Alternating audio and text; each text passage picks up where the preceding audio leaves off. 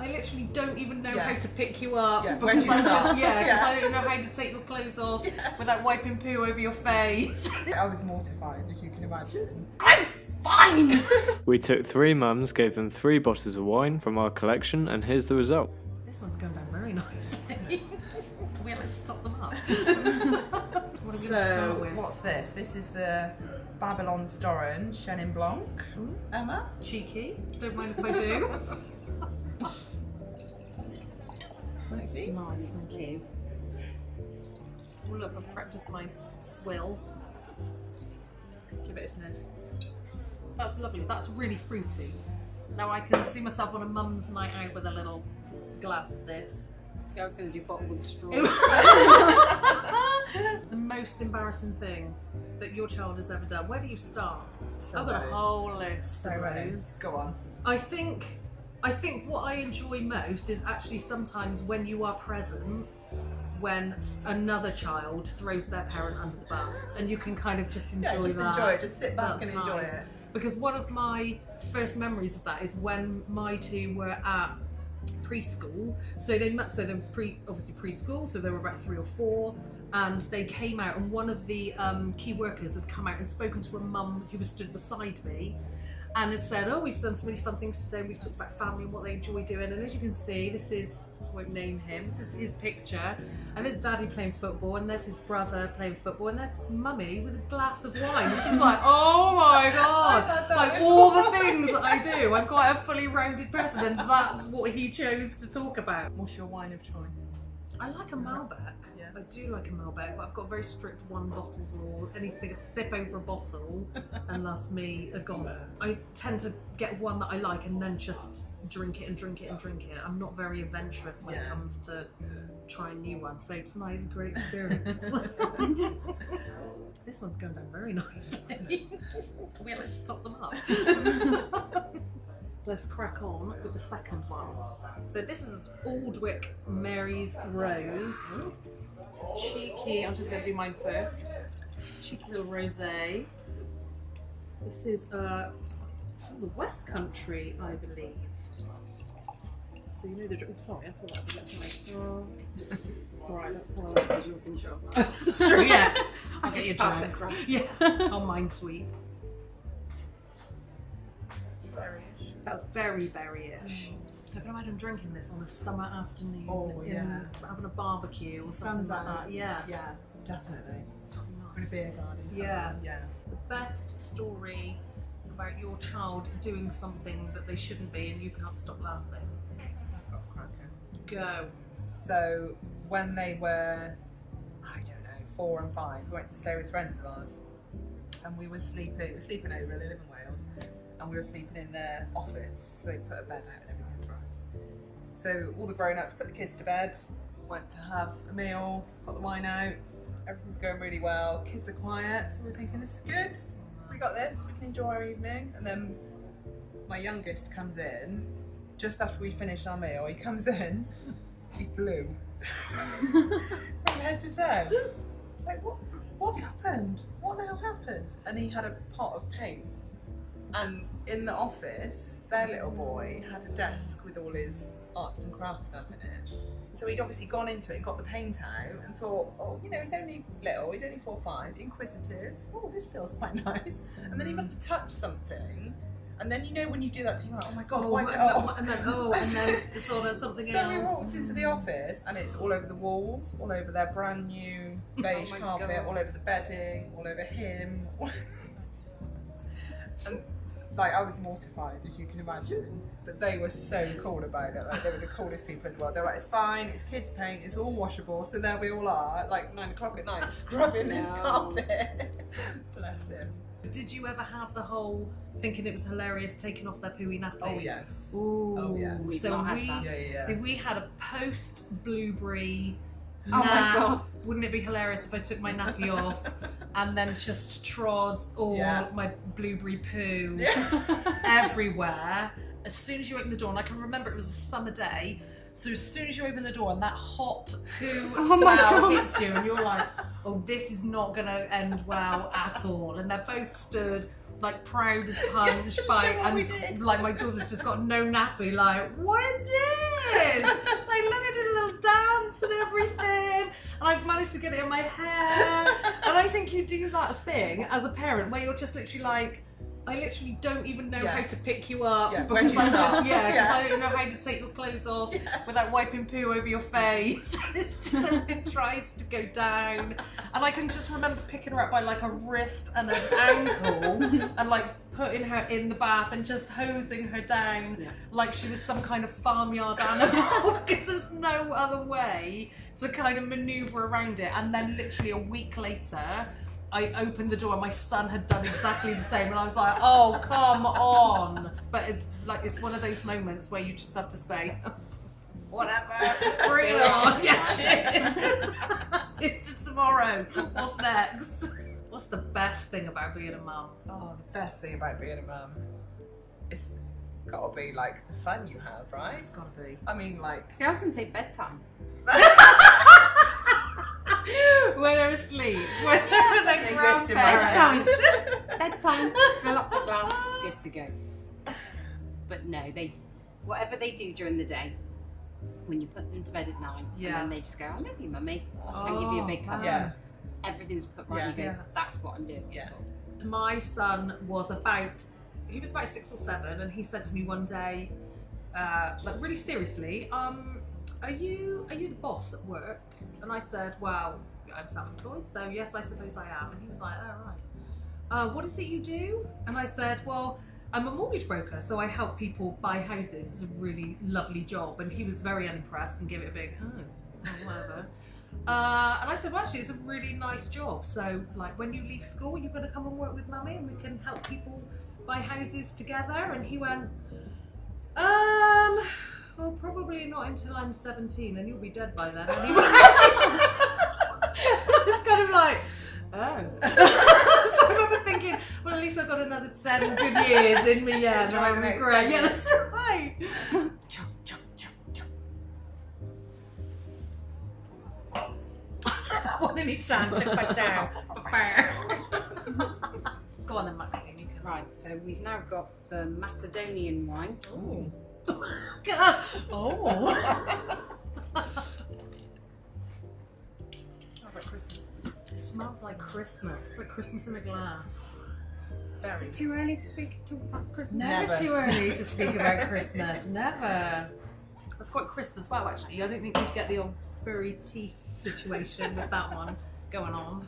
Well, I tend to drink red wines, so what makes a good one for me is something that's quite light, quite crisp. I don't like heavy reds, because they do give you that kind of furry teeth and tongue situation. Nobody likes grey teeth. Nobody likes that. Sign of a good night. A sign of a very good night. I tend to go, not so much now, but I always tended to used to drink red in the winter and then white in the summer. What do you think that is? I don't know. I think it's because you drink white cold, isn't it? Probably. Yeah. So it's a more refreshing drink in the summer. Whereas now I've gone more off red and I'll drink more white. I like the really fruity ones, you know, the ones where you can really taste. It doesn't seem right to be sat in the beer garden with a red wine. No. In the summer, you just can't imagine. That's more kind of in front of a log fire, isn't it? In a cosy pub in the winter. Yeah, definitely. Yeah. So the weirdest thing I've ever had to tell my child to stop doing is to stop eating the sofa. Stop eating the sofa. Well, actually taking Actually bites going, out and it's a leather swallowing it. sofa, and because it's got the beading along the edge, Yeah. you then go all the way along. So lovely teeth marks. You know when you hear yourself saying something and you think, I've never thought I would hear myself say that. So I distinctly remember once saying to my eldest, we don't kill dragons in the kitchen. Why would you? Obviously, with twins, it's like if you take them anywhere, it's like dropping marbles because they'll just shoot off in different directions. So you're kind of trying to manage where both of them are, and I'm like, oh, look at you with the leaf, and they're like, no, put the dog end down, it's dirty, dirty. And then I'm like, oh, that's pretty. No, don't eat the leaf, don't eat the leaf. But it always seems to be like a don't touch, that's hot, dirty, and that we don't touch dog poo, and you know, all of it. We don't put our hand in the fire, that's hot. So I always seem to be kind of barking instructions to either do or not do something. Yeah. Because my response when I see something I don't want them to do is to immediately panic. So it's like, so my neighbours are having a field day at the moment. So on a daily basis, I'm speaking to Mary next door to go, I am so sorry. Sorry about. But when they're stood on the slide and they're stood up. Yeah. Do you get the fear? Do you feel the fear? And I'm thinking, man. okay, so we're going to fall Yeah. down. We're going to hit our head on the way down. Yeah. It's And like see all all the that- worst so it's possible like, things don't that do can that, sit happen. down. Yeah. Yeah. And they don't listen. Yeah. But your mind automatically does. But Worst they case both scenario. Yeah, it learn. does, doesn't it? They've Yeah. both Even learned now it now still that does. when mummy shouts, let's pretend we're falling. So they Oh. go, whoa, and then they Oh. laugh, and then one of them falls down. And it's like, that's what I Yeah. told you not to do. That serves you right, doesn't it? I remember once they were about, they must have been about 3, and they had just been bickering all morning, and I just made some kind of throwaway comment and said, right, that's it, Mummy's had enough. If you can't be nice today, I'm just going to ring Father Christmas and tell him. And my son was like, no, Mummy, don't ring Father Christmas. And my daughter was like, whatever, do what Yeah. you want to do. I find sort of that. thing. I couldn't quite work out where the meltdowns were coming from. And it wasn't until I hit my elbow on the fridge that the other half popped his head in and went, you're right, I'm fine, okay. Because I just didn't want to discuss it because it was my Yeah. own fault. And then you're washing the two sat at the table, you're doing something, and then all of a sudden they just go, oh yeah, what are you doing? And it's like, I so Yeah. Isn't it So- scary? Yeah. when But you they're see both yourself like in it. them? It's not Yeah. even as if one Yeah. is Paul, one is me. They are both me. I said to my son, right, are you, and I do this thing where I say, have you got your listening ears on? Are you listening to Mummy? And he's like, yeah. And I was like, right, when you finish your breakfast, you go upstairs, do your teeth, your clean school uniform is on the floor. So it's all that. And he was like, right, did you hear what I said? Yeah, I did, yeah. So he's finished his breakfast and then he's like, right, I'm gonna go home and do my teeth. He gets halfway up the stairs and he's like, where's my school uniform?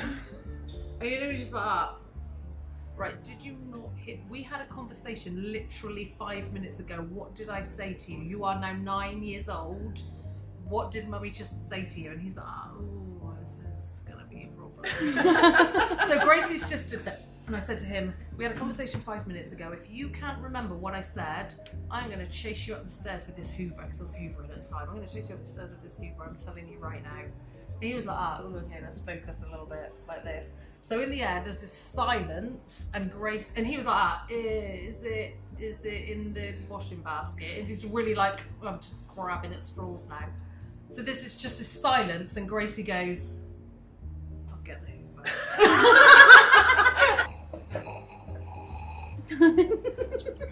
When my kids move out, I think I'm looking forward to mostly actually just kind of having time with my husband to go out and do stuff. Because you don't get that when you've got the kids, do you? No. Like we might get one night out every couple of months at best. Yeah. It's just even the small things, isn't it? Like knowing that you like, we used to just pop up to Sainsbury's and have a little mooch around Sainsbury's, but Yeah. you can't even do that. Take a dog for a walk. Yeah. My two are 9 now, and I still sometimes think of them as babies. And it's not until you see like a photo or something and you think, actually. Or see them with their friends at school. Yeah, and you just think they're probably Yeah. like little people Yeah. now, and that's not what I signed up for. Yeah. That annoys me a little bit. But I think Yeah. what will put all that right is the teenage years. Oh man. The grunting. Do you think we'll be ready for them Yeah, to go I by think then? I think that's Mother Nature's way Yeah. of dealing with that whole, oh, they're my babies. Oh you my think it God, is? just move out of my house. Yeah. So that's what teenage years are for. It's like I where think you you're thought right. it was, you know, Yeah. Do you think it's just like hormonal. toddler and teenager? So you go through the baby and it's all like, oh, and then you get Yeah. to toddler and you think, Yeah. Jesus. But you don't appreciate the baby stage until they hit the toddler stage. No, exactly. I don't think you appreciate any stage until you've already Yeah. done it. Yeah. Because I I'm going to know. get to teenager and think, oh man, I wish when I they was were chasing Yeah. them up the stairs Yeah. with a Hoover, Yeah. I'm going to want that day back again. The worst and best case scenario of your child at 40. I think worst case scenario would just be them not being happy, isn't it? Or them Yeah. being, maybe they've had a dream and they haven't followed it, or they've had something they want to do Yeah. and they haven't done it for whatever reason, or reasons beyond their control. That would be pretty horrible, wouldn't it? Yeah. Aside from the fact that I've got a boy and a girl who are going to be going through the teenage years and, you know, all at the same time and all sorts of things happening, the fact that I've got a husband who is all geared to take my son to the pub when he's 16, yet my daughter's going to be locked in her bedroom until she's 35 is a big enough challenge. So, yeah, it's going to be interesting.